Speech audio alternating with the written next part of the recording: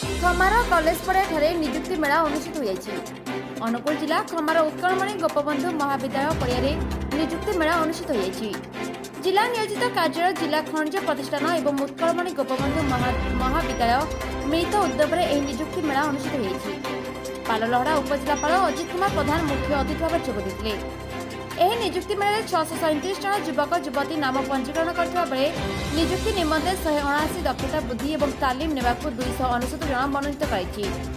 13टी निजुक्तिदाता अंशग्रहण करथिबा बेले 10 प्रकार तालीम माध्यम निजुक्ति प्रदान करथिबा संस्था मध्ये अंशग्रहण करथिले। खमारରୁ ଗଣେଶ୍ୱର ହାସଦାଙ୍କ रिपोर्ट संपर्क टीवी ओडिशा।